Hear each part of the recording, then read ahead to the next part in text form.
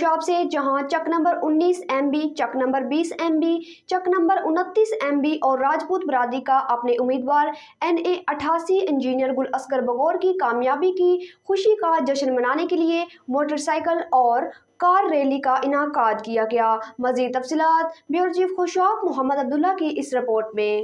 Engineer गुल असगर बगौर को NA 88 का इलेक्शन जीतने पर उनको मुबारकबाद देने के लिए एक बहुत बड़ी रैली, जिसमें सैकड़ों गाड़ियां और मोटरसाइकिल लेकर पाकिस्तान हाउस अदीकोट पहुंच गए और अपने उम्मीदवार को ढोल की थाप पर बंगड़े डालकर फूलों के हार पहनाकर मुबारकबाद दी।